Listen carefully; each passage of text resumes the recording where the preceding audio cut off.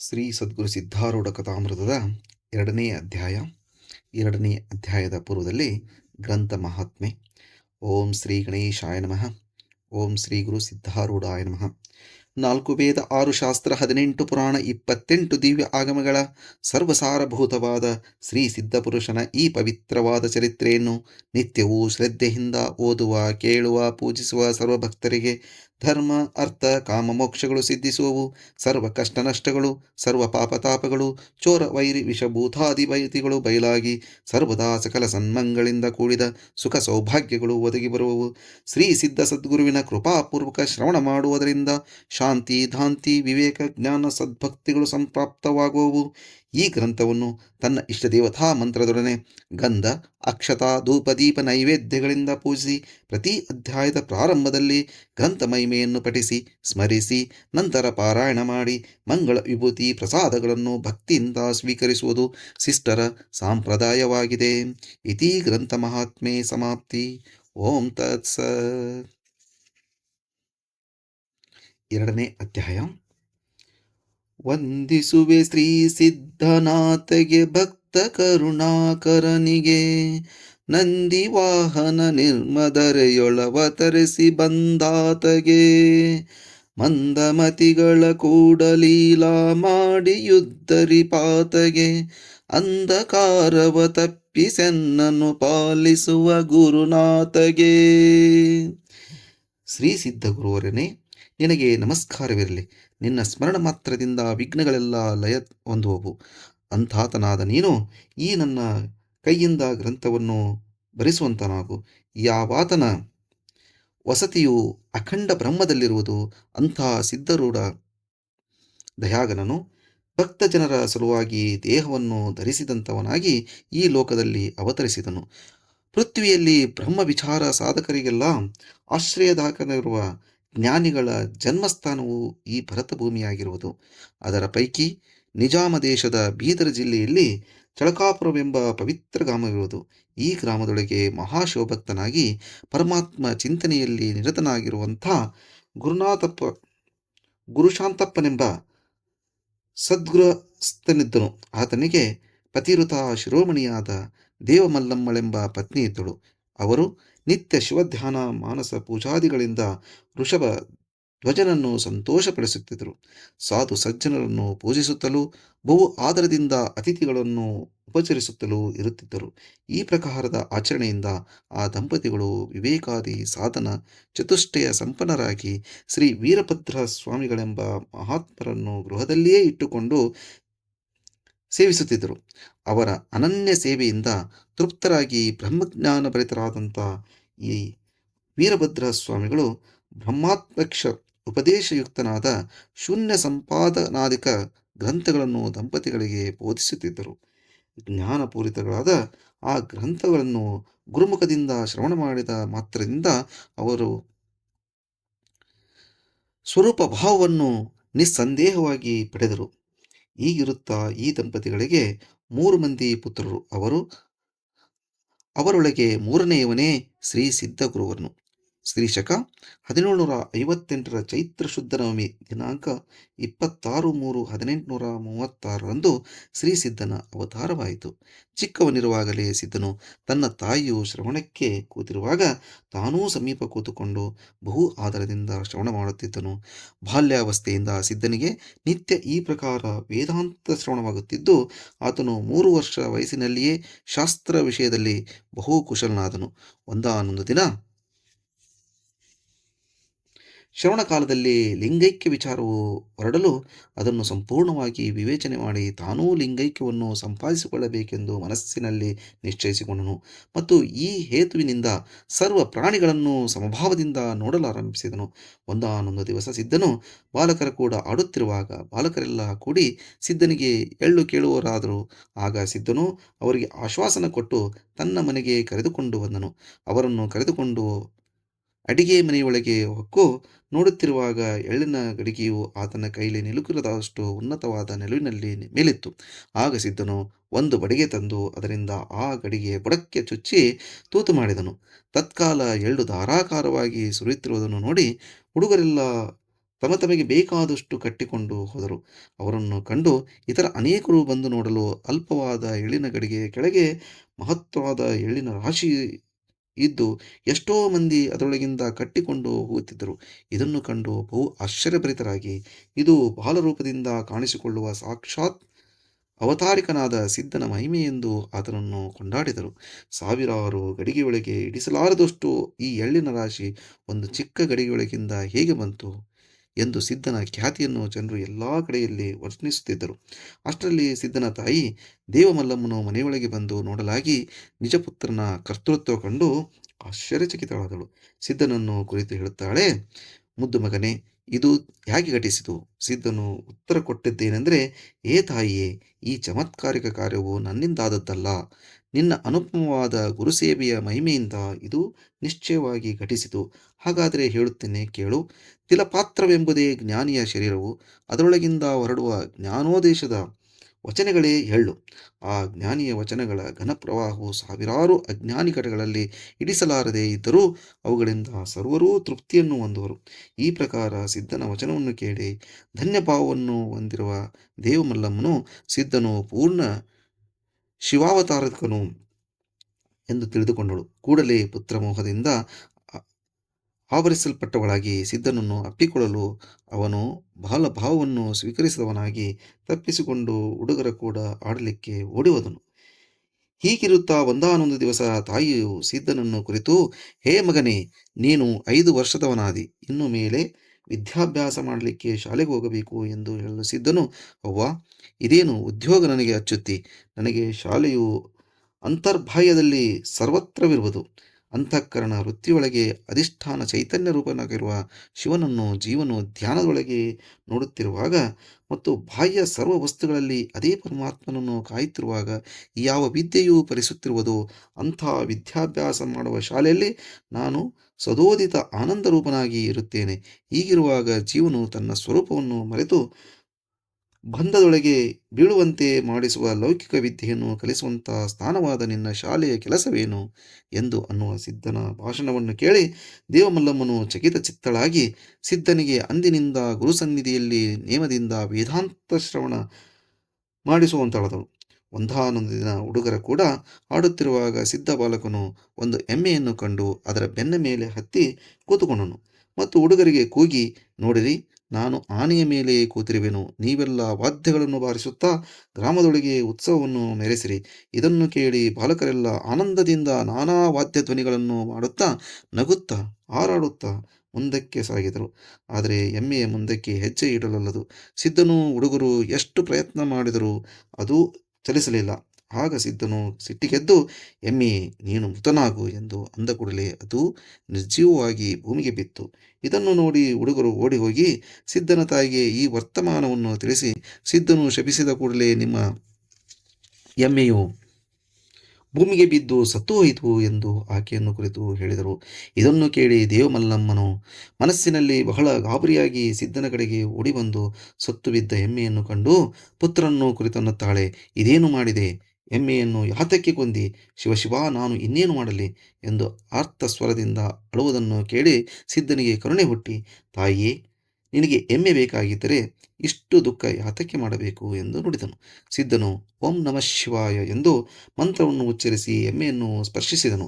ತತ್ಕಾಲವೇ ಆ ಎಮ್ಮೆಯು ಪಸರಿಸಿದ ಕೈಕಾಲುಗಳನ್ನು ಎಳೆದುಕೊಂಡು ಸಜೀವವಾಗಿ ಎದ್ದು ನಿಂತಿತು. ಇದನ್ನು ನೋಡಿದ ಸುತ್ತಮುತ್ತಲಿನ ಜನರು ಇದು ಮಹಾ ಅಘಟಿತವಾದ ಕಾರ್ಯ ಎಂದು ನುಡಿಯುತ್ತಾ ಆಶ್ಚರ್ಯಚಕಿತರಾದರು. ಮತ್ತು ಕೆಲವರು ಈತನು ನಮ್ಮ ಉದ್ಧಾರ ದಶೆಯಿಂದ ಬಂದಿರುವ ಈಶ್ವರನು, ವಿಷ್ಣುವು ಅಥವಾ ಯಾವನಾದರೂ ಋಷೀಶ್ವರನು ತಿಳಿಯಲಾರೆವು ಎಂದು ಅನ್ನುತ್ತಿರುವಾಗ ಅವರನ್ನು ಕುರಿತು ಸಿದ್ಧನು ಅಂದದ್ದು, ಹೇ ಪುಣ್ಯಾತ್ಮಗಳಿರ, ಕೇಳಿರಿ. ಇತರರ ವಚನವನ್ನು ಕೇಳದೆ ತಮೋಗುಣದಿಂದ ತಟಸ್ಥವಾಗಿರುವಂಥ ಅಹಂಬುದ್ಧಿಯೇ ಈ ಎಮ್ಮೆಯು. ಅಂಥ ಅಹಂಬುದ್ಧಿಯು ತಮಸ್ಸನ್ನು ನಾಶ ಮಾಡುವ ಉದ್ದೇಶವಾಗಿ ಆತ್ಮನು ಅದರ ಮೇಲೆ ಆರೋಹಣ ಮಾಡಿದರು. ಅದು ಸರ್ವತಾ ಚಲಿಸಲಿಲ್ಲ. ಇದನ್ನು ಕಂಡು ಆತ್ಮನು ಸಂಕಲ್ಪ ಮಾಡಿದ ಕೂಡಲೇ ಅಹಂತೆಯು ಲಯಾವಸ್ಥೆಯನ್ನು ಹೊಂದಿತು. ಕೂಡಲೇ ಆ ಅಹಂತೆಯನ್ನು ಬಹುಕಾಲ ಪಾಲನೆ ಮಾಡಿದ ಮೂಲಮಾಯು ಓಡಿಬಂದು ಅಹಂತೆಯನ್ನು ಬದುಕಿಸಬೇಕೆಂದು ಆತ್ಮನಿಗೆ ಪ್ರಾರ್ಥಿಸಿದಳು. ಈ ಪ್ರಾರ್ಥನೆಯನ್ನು ಕೇಳಿ ಆತ್ಮನು ಅಹಂತೆಯನ್ನು ಸಜೀವ ಮಾಡಿದನು. ಆಗ ಆ ಅಹಂತೆಯು ಆತ್ಮನ ಭಕ್ತಿಯಿಂದ ಯುಕ್ತನಾಗಿ ಶಾಂತರೂಪದಿಂದ ಜಗತ್ತಿನಲ್ಲಿ ವರ್ತಿಸುವುದು. ಈ ಸುವಿಚಾರ ಭಾಷಣವನ್ನು ಕೇಳಿ ಸರ್ವರೂ ಅನ್ನುತ್ತಾರೆ, ಆಹಾ, ಎಂಥ ಗಹನವಾದ ವಿಚಾರ! ನಮಗಿಂತ ಈತನು ಎಷ್ಟೋ ಚಿಕ್ಕವನಂತೆ ಕಾಣಿಸುತ್ತಿದ್ದರೂ ಈತನ ಜ್ಞಾನವು ಅತರ್ಕ್ಯವಾದದ್ದು. ಸಿದ್ಧ ಬಾಲಕನು ಸುಂದರವಾಗಿಯೂ ಮನೋಹರವಾಗಿಯೂ ಶೋಭಿಸುತ್ತಿರುವ ಮೂರ್ತಿಯನ್ನು ಕಂಡು ಸರ್ವರು ಈತನ ಮಾತೆಯು ಧನ್ಯಳು ಧನ್ಯಳು, ನಾವಾದರೂ ಈತನ ಸಂಘದಿಂದ ಧನ್ಯರು, ಈತನ ಪ್ರತ್ಯಕ್ಷ ತ್ರೈಮೂರ್ತಿ ಸ್ವರೂಪವಿನವನು ಎಂದು ಅನ್ನುತ್ತಾ ಹೊರಟು ಹೋಗುವಂತನಾದರು. ಒಂದಾನೊಂದು ದಿನ ಸಿದ್ಧನು ತನ್ನ ಸಂಗಡಿಗರನ್ನು ಕುರಿತು, ಎಲೈ ಬಾಲಕರೇ, ನನ್ನ ಸಂಗಡ ಕೆರೆಗೆ ಸ್ನಾನಕ್ಕೆ ಬನ್ನಿರಿ ಎಂದು ಅಂದದ್ದು ಕೇಳಿ ಅವರು ಅತ್ಯಾನಂದದಿಂದ ಸಿದ್ಧನನ್ನು ಹಿಂಬಾಲಿಸಿದರು. ಕೆರೆಗೆ ಬಂದು ಸ್ನಾನಕ್ಕೆ ಸರ್ವರೂ ಇಳಿಯುತ್ತಿರುವಾಗ ಒಬ್ಬನು ಮಾತ್ರ ಭಯಭುಕ್ತನಾಗಿ ದಂಡೆಯ ಮೇಲೆ ನಿಂತುಕೊಂಡನು. ಆಗ ಸಿದ್ಧನು ಇವನ ಭಯವನ್ನು ನಾಶಪಡಿಸಬೇಕೆಂದು ಉದ್ದೇಶವಾಗಿ ಅವನನ್ನು ಬಲಾತ್ಕಾರದಿಂದ ಹಿಡಿದು ಆಳವಾದ ನೀರಿರುವ ಎಳೆದುಕೊಂಡು ಹೋದನು. ಭಯಭೀತನಾಗಿ ಆ ಬಾಲಕನು ಕೂಗುತ್ತಿರುವಾಗ ಇತರ ಹುಡುಗರು ಬಂದು ಅವನನ್ನು ಬಿಡಬೇಕೆಂದು ಎಷ್ಟು ಹೇಳಿದರೂ ಸಿದ್ಧನು ಬಿಡಲಿಲ್ಲ. ಆಗ ಅವರೆಲ್ಲರೂ ಕೂಡಿ ಸಿದ್ಧನನ್ನು ಹಿಡಿದುಕೊಳ್ಳಬೇಕೆಂದು ಯತ್ನಿಸಿದರೂ ಆತನು ಆತನ ಕೈಗೆ ಸಿಗದೆ ಆ ಹುಡುಗನನ್ನು ಬಹಳ ಆಳವಾದ ನೀರಿನಲ್ಲಿ ಒಯ್ದು ಮುಳುಗಿಸಿಬಿಟ್ಟನು. ಆಮೇಲೆ ಸಿದ್ಧನು ದಂಡೆಗೆ ಬಂದ ಕೂಡಲೇ ಸರ್ವರು, ಹೇ ಸಿದ್ಧನೇ, ನೀನೇ ಆ ಹುಡುಗನನ್ನು ಕೊಂದಿಯೇ, ನಾವೇನು ಅರಿಯೆವು ಎಂದು ಅಂದದ್ದು ಕೇಳಿ ಸಿದ್ಧನು, ನೀವ್ಯಾಕೆ ಇಷ್ಟು ಗುಲ್ಲು ಮಾಡುತ್ತೀರಿ? ಆ ಬಾಲಕನು ಭಯ ಹೋಗಿ ನಿರ್ಭಯನಾದನು, ಅವನಿಗೆ ಮುಂದೆ ದುಃಖವೂ ಉಳಿಯಲೇ ಇಲ್ಲ ಎಂದು ಅಂದನು. ಅದಕ್ಕವರು, ಸತ್ಯವಾದ ಮಾತು, ದೇಹವೇ ನಾಶವಾದ ಬಳಿಕ ಭಯವೆತ್ತಗದು ಅಂದರು. ಕೆಲವರು ಓಡಿ ಹೋಗಿ ಆ ಹುಡುಗನ ತಾಯಿಗೆ ನಡೆದ ಸಂಗತಿಯನ್ನು ಹೇಳಿದರು. ಆಗ ಕೂಡಲೇ ತನ್ನ ಒಬ್ಬಂಟಿಗನಾದ ಪುತ್ರನ ಮರಣ ವಾರ್ತೆಯನ್ನು ಕೇಳಿ ಅತೀ ದುಃಖಿತಳಾದ ತಾಯಿಯು ಕೆರೆಗೆ ಓಡಿ ಬಂದು ಸಿದ್ಧನನ್ನು ನೋಡಿ, ಎಲ್ಲೋ ಇದಂಥ ದುಷ್ಟತನ ಎಂದು ಕೇಳಲಾಗಿ ಸಿದ್ಧನು ಶಾಂತ ವಚನದಿಂದ, ಏ ತಾಯಿಯೇ, ಇಲ್ಲಿ ನನ್ನ ದುಷ್ಟತನವೇನೂ ಇಲ್ಲ. ನಿನ್ನ ಮಗನು ಜಲರೂಪಿ ಪರಮಾತ್ಮನಲ್ಲಿ ಮಗ್ನನಾಗದದ್ದು ಭಯರಹಿತನವನು ಎಂದು ಹೇಳುವುದು ಕೇಳಿ ತಾಯಿಯು, ಸಾಕು ಸಾಕು ನಿನ್ನ ವೇದಾಂತ, ನನ್ನ ಪುತ್ರನನ್ನು ನೀನು ಸತ್ಯವಾಗಿ ಕೊಂದುಬಿಟ್ಟೆ. ಕೆರೆಯೊಳಗೆ ಬಿದ್ದಿರುವ ಆ ನನ್ನ ರತ್ನವನ್ನು ಈಗಲೇ ತಂದುಕೊಡು ಎಂದು ದೀರ್ಘಸ್ವರದಿಂದ ಅಳಲಾರಂಭಿಸಿದ ಆ ಮಾತೆಯನ್ನು ಕಂಡು ಕರುಣಾರ್ಧ ಹೃದಯನಾಗಿ ಸಿದ್ಧನು ಅಂದದ್ದು, ಏ ತಾಯಿಯೇ, ನೀನು ಗಾಬರಿಯಾಗಬೇಡ. ನಿನ್ನ ಮಗನು ಆನಂದ ಉದತಿಯೊಳಗೆ ಜೀವಂತನಾಗಿರುವನು. ನೀನು ಈಗಲೇ ಆತನ ಹೆಸರಿನಿಂದ ಕರೆದರೆ ಆತನು ಎದ್ದು ಬರುವನು. ಇದನ್ನು ಕೇಳಿ ಆ ತಾಯಿಯು, ದೇವದತ್ತ ಬಾ ಎಂದು ಕೂಗಿದಳು. ಆ ಕ್ಷಣವೇ ನೀರೊಳಗಿದ್ದ ಆ ಹುಡುಗನು ಪೃಷ್ಠಭಾಗದಲ್ಲಿ ಕಾಣಿಸಿಕೊಂಡು ಈ ಸುತ್ತ ತೀವ್ರವಾಗಿ ದಂಡೆಗೆ ಬಂದು ಮುಟ್ಟಿದನು. ಆತನ ತಾಯಿಯು ಅತ್ಯಂತ ಪ್ರೇಮಯುಕ್ತಳಾಗಿ ಓಡಿಬಂದು ಅವನನ್ನು ಅಪ್ಪಿಕೊಂಡು, ಮುದ್ದು ಮಗನೇ, ನೀನು ಇಷ್ಟು ಹೊತ್ತು ಎಲ್ಲಿ ಇದ್ದಿ? ನೀನು ಪರಲೋಕಕ್ಕೆ ತೆರಳಿದಿ ಎಂದು ನಾನು ಭಯಗ್ರಸ್ತಳಾಗಿದ್ದೆ ಎಂದು ಅಂದದ್ದು ಕೇಳಿ ಆ ಬಾಲಕನು ಹಾಸ್ಯವದನದಿಂದ, ಏ ತಾಯಿಯೇ, ನಾನು ಇಷ್ಟು ಹೊತ್ತು ಬ್ರಹ್ಮಾನಂದದೊಳಗಿದ್ದೆ, ಈಗ ಪುನಃ ದುಃಖರೂಪವಾದ ಜಗಜ್ಜಾಲವು ನನ್ನನ್ನು ಆವರಿಸಿಕೊಂಡಿತು ಎಂದು ನುಡಿದನು. ಆಗ ತಾಯಿಯು, ನೀನು ಬದುಕಿಕೊಂಡು ಬಂದು ಒಳ್ಳೆಯದಾಯಿತು, ಇಲ್ಲದಿದ್ದರೆ ನಾನೂ ನೀರಿನಲ್ಲಿ ಬಿದ್ದು ಪ್ರಾಣವನ್ನು ತೊರೆಯುತ್ತಿದ್ದೆನು ಎಂದು ಕಣ್ಣೀರು ಸುರಿಸುತ್ತಾ ಮಗನನ್ನು ಮೋಹದಿಂದ ಪುನಃ ಪುನಃ ಅಪ್ಪಿಕೊಂಡಳು. ಇದನ್ನು ಕಂಡು ಸರ್ವರೂ ಆನಂದಭರಿತರು. ಸಿದ್ಧನ ಕೃತ್ಯವನ್ನು ನೋಡಿ ಆಶ್ಚರ್ಯಚಕಿತರಾದರು. ಅವರನ್ನು ಕುರಿತು ಸಿದ್ಧನು ಅಂದದ್ದೇನೆಂದರೆ, ಹೇ ಸಜ್ಜನರೇ, ಕೇಳುವಂತವರಾಗಿರಿ. ಈ ಘಟನೆಯ ಗೂಢವು ಹೀಗಿದೆಯಲ್ಲ. ಈ ಬಾಲಕನೇ ಅಜ್ಞಾನ ಸ್ಥಿತಿಯಲ್ಲಿರುವ ಜೀವನು. ಇವನು ತನ್ನ ಉಪಾಧಿಯನ್ನು ಬಿಟ್ಟು ಬ್ರಹ್ಮದಲ್ಲಿ ಮಗ್ನನಾಗಲಿಕ್ಕೆ ಭಯಪಡುವನು. ಈ ಪ್ರಕಾರ ಅವನು ಭಯಪಡುವುದರಿಂದ ಅವನಿಗೆ ದುಃಖ ತಪ್ಪದೆಂದು ದಯಾಳುವಾದ ಸದ್ಗುರುವು ಬಲಾತ್ಕಾರದಿಂದ ಜೀವನ ದೇಹಾಭಿಮಾನವನ್ನು ಬಿಡಿಸಿ ಆತನನ್ನು ಬ್ರಹ್ಮಾನಂದದಲ್ಲಿ ಮುಳುಗಿಸಿಬಿಟ್ಟನು. ಈ ಪ್ರಕಾರ ಸಿದ್ಧನ ವಚನವನ್ನು ಕೇಳಿ ಜನರೆಲ್ಲರೂ, ಈತನು ಸಾಕ್ಷಾತ್ ಮಹಾದೇವನ ಅವತಾರವು, ಇಲ್ಲದಿದ್ದರೆ ಇಷ್ಟು ಚಿಕ್ಕ ವಯಸ್ಸಿನಲ್ಲಿ ಈ ಜ್ಞಾನ ಮತ್ತು ಮಹಿಮೆ ಎಲ್ಲಿಂದ ಬಂದಿತು ಹೀಗೆಂದು ಅವನು ಸಿದ್ಧನ ಚರಣಕ್ಕೆರಗಲಿಕ್ಕೆ ಬಂದರು. ಅದನ್ನು ಕಂಡು ಸಿದ್ಧನು ತಪ್ಪಿಸಿಕೊಂಡು ಓಡಿ ಮನೆಗೆ ಬಂದನು. ಮತ್ತೊಂದು ದಿನ ಸಿದ್ಧನಾಥನು ಬಹುಬಾಲಕರನ್ನು ಕೂಡಿಕೊಂಡು ಒಂದು ನೀರ್ಲ ಹಣ್ಣಿನ ತೋಟಕ್ಕೆ ಹೋದನು. ತೋಟವನ್ನು ಪ್ರವೇಶಿಸುವ ಕೂಡಲೇ ಹುಡುಗರೆಲ್ಲರೂ ಉತ್ತಮವಾದ ಹಣ್ಣುಗಳನ್ನು ಆರಿಸುವ ಉದ್ದೇಶದಿಂದ ಅತ್ತಿತ್ತ ಓಡುತ್ತಿದ್ದರು. ಆಗ ಸಿದ್ಧನು ಒಂದು ಸ್ಥಾನದಲ್ಲಿ ಸ್ವಸ್ಥ ನಿಂತು ಮನಸ್ಸಿನಲ್ಲಿ ಅಂದುಕೊಳ್ಳುತ್ತಾನೆ, ಇವರು ಮಾಯಾಮೋಹಿತರಾಗಿ ವಿಷಯಗಳಲ್ಲಿ ಸಿಲುಕಿ ಸರ್ವಕ್ಕೆ ಕಾರಣರಾಗಿರುವರೇ. ಈಶನಾದ ನನ್ನನ್ನು ಮರೆತಿರುವರು. ಈಗ ಇವರನ್ನು ನನ್ನ ಕಡೆಗೆ ಎಳೆದುಕೊಂಡು ಇವರಿಗೆ ವಿವೇಕವನ್ನು ಉಪದೇಶಿಸಬೇಕು ಎಂದುಕೊಂಡು ಸಿದ್ಧನು ಏನು ಚಮತ್ಕಾರ ಮಾಡಿದನೆಂದರೆ, ಒಂದು ನೇರಲ ಹಣ್ಣನ್ನು ಭೂಮಿಯ ಮೇಲೆ ಚೆಲ್ಲಿದ ಕೂಡಲೇ ಅಲ್ಲಿ ಒಂದು ಹಣ್ಣಿನ ರಾಶಿಯೇ ಉಂಟಾಯಿತು. ಅತ್ಯುತ್ತಮವಾದ ಪಕ್ವ ಫಲಗಳಿಂದ ಯುಕ್ತನಾದ ಆ ರಾಶಿಯನ್ನು ಕಂಡು ಬಾಲಕರೆಲ್ಲರೂ ಅಲ್ಲಿಗೆ ಓಡಿಬಂದು ಸಿದ್ಧನಿಗೆ ಕೇಳುತ್ತಾರೆ, ನಾವು ಈವರೆಗೆ ನೋಡದ ಉತ್ತಮವಾದ ಫಲಗಳ ಈ ರಾಶಿಯು ಇಲ್ಲಿ ಹೇಗೆ ಉಂಟಾಯಿತು? ಈಶ್ವರನ ಕಾರ್ಯಗಳು ಅಘಟಿತವಾಗಿರುತ್ತವೆ. ಹೀಗೆಂದು ಅವರೆಲ್ಲರೂ ಅನೇಕ ಫಲಗಳನ್ನು ತಕ್ಕೊಂಡು ತಿಂದರು ಮತ್ತು ಫಲಗಳನ್ನು ಕಟ್ಟಿಕೊಳ್ಳುತ್ತಿದ್ದರು. ಆಗ ಸಿದ್ಧನು ಅವರನ್ನು ಕುರಿತು, ನೀವು ಹೊಟ್ಟೆ ತುಂಬ ಹಣ್ಣುಗಳನ್ನು ತಿಂದಿರಲ್ಲ, ಆದರೆ ಯಾವಾತನ ಉಪಕಾರದಿಂದ ಈ ಸಮೃದ್ಧಿಯಾದ ಫಲಗಳು ರಾಶಿಯು ಸಿಕ್ಕಿತು ಎಂಬುದು ನೀವು ವಿಚಾರ ಮಾಡಲಿಲ್ಲ ಎಂದು ಹೇಳಿದ್ದಕ್ಕೆ ಅವರು, ನಮಗೋಸ್ಕರ ಜಗದೀಶ್ವರನು ಈ ಸ್ವಾದಿಷ್ಟವಾದ ಫಲಗಳನ್ನು ಕೃಪೆಯಿಂದ ನಿರ್ಮಿಸಿದನು, ಆದರೆ ನಮ್ಮ ಮೂರ್ಖತ್ವದಿಂದ ಆತನನ್ನು ನಾವು ಅರಿಯದ ಹೋದೆವು. ಈಗ ಈ ಹಣ್ಣುಗಳನ್ನು ಇಲ್ಲೇ ಬಿಟ್ಟು ನಾವು ಮನೆಗೆ ಹೋಗೋಣ ಎಂದು ಅಂದರು. ಆಗ ಸಿದ್ಧರು, ಏ ತಮ್ಮಗಳಿರ, ಈ ಹಣ್ಣುಗಳನ್ನು ಬಿಡುವೆವು ಎಂದು ಹೇಳುವಿರಿ. ಹಣ್ಣು ಬಿಟ್ಟರೆ ಅವನ್ನು ನೋಡುವಂಥ ಕಣ್ಣುಗಳನ್ನು ಬಿಡಲಾರಿರಿ. ಕಣ್ಣುಗಳಿಂದ ಪುನಃ ಪುನಃ ಹಣ್ಣುಗಳನ್ನು ನೋಡುತ್ತಲೇ ಚಿತ್ತಾಕರ್ಷಕವಾಗಿ ವಿಷಯಗಳ ಕಡೆಗೆ ಮನಸ್ಸು ಹರಿಯುವುದು. ಕಣ್ಣುಗಳಾದರೂ ಮುಚ್ಚಬಹುದು, ಆದರೆ ದೇಹಾಭಿಮಾನ ಸಿದ್ಧವಿರದು. ಅಂದು ಇರುವ ತನಕ ಈಶ್ವರ ಪ್ರಾಪ್ತಿಗೋಸ್ಕರ ಮಾಡುವ ಯತ್ನಗಳೆಲ್ಲ ವ್ಯರ್ಥವಾಗಿರುವವು. ಈ ಅಭಿಮಾನವನ್ನು ತ್ಯಾಗ ಮಾಡಲಿಕ್ಕೆ ಜ್ಞಾನ ಧ್ಯಾನಾದಿಗಳಿಂದ ಯತ್ನವನ್ನು ಮಾಡತಕ್ಕದ್ದು. ಇದಕ್ಕೆ ತಪ, ಉಪವಾಸಾದಿ ಇತರ ಉಪಾಯಗಳು ನಡೆಯಲಾರವು. ಈಶ್ವರ ಧ್ಯಾನದಿಂದ ಆತ್ಮಜ್ಞಾನವಾಗಿ ಅದರಿಂದ ಬ್ರಹ್ಮಾನಂದ ಪ್ರಕಟವಾಗುವುದು. ಬ್ರಹ್ಮ ಆನಂದದಲ್ಲಿ ಚಿತ್ತವು ಮಗ್ನವಾಗಿರಲು ವಿಷಯಭಾನವು ಉಳಿಯಲಾರದು. ಈಗ ನೀವು ಸಾಕಷ್ಟು ಹಣ್ಣುಗಳನ್ನು ತಕ್ಕೊಂಡು ಮನೆಗೆ ಹೋಗಿರಿ ಎಂದು ಸಿದ್ಧನು ಅಂದದ್ದು ಕೇಳಿ ಸರ್ವರೂ ಗೃಹಾಭಿಮುಖರಾದರು. ಸಿದ್ಧನ ಹಿಂದೆ ಅವರೆಲ್ಲರೂ ಹೋಗುತ್ತಿರುವಾಗ ದಾರಿಯಲ್ಲಿ ಒಂದು ಸರ್ಪವನ್ನು ಕಂಡು ಹುಡುಗರೆಲ್ಲ ನಾಲ್ಕು ದಿಕ್ಕಿಗೆ ಓಡಹತ್ತಿದರು. ಆದರೆ ಸಿದ್ಧನು ಸರ್ಪದ ಸಮೀಪ ನಿಂತುಕೊಂಡು ಹುಡುಗರಿಗೆಲ್ಲ ಕರೆಯುತ್ತಾ, ಹೆದರಬೇಡಿರಿ, ಇದು ಸತ್ತ ಹಾವು ಎಂದು ಹೇಳಿದರು. ಸಮೀಪ ಬರಲಿಕ್ಕೆ ಅವರು ಹೆದರಿದರು. ಆಗ ಸಿದ್ಧನು ಆ ಹಾವನ್ನು ಕೈಯಿಂದ ಹಿಡಿದು ತೋರಿಸಿದಾಗ ಅವರು ಸಮೀಪ ಬಂದರು. ಆ ಸಮಯದಲ್ಲಿ ಅವರನ್ನು ಕುರಿತು ಸಿದ್ಧರು, ನೋಡಿರಿ, ಲೋಕದಲ್ಲಿ ಹೀಗೆಯೇ ದೃಶ್ಯ ಮಾತ್ರಕ್ಕೆ ಹೆದರಿ ಹೋಗುವರು, ಆದರೆ ನಿರ್ಮಲವಾದ ಚಿತ್ತದಲ್ಲಿ ಭಾಷಿಸುವಂತಹ ಸರ್ವ ವಸ್ತುಗಳ ಅಂತಸ್ಥಿತಿಯನ್ನು ಯಾರೂ ವಿಚಾರ ಮಾಡುವುದಿಲ್ಲ. ಗುರುಪದೇಶವಾದ ಕೂಡಲೇ ಅಂತರ್ದೃಷ್ಟಿಯು ತೆರೆಯುವುದು. ಅದರಿಂದ ಜಗದಾಭಾಸವನ್ನು ಕಾಣದೆ ಸರ್ವತ್ರ ಸ್ವರೂಪ ಸತ್ಯಯೇ ಭಾಸಮಾನವಾಗುವುದು.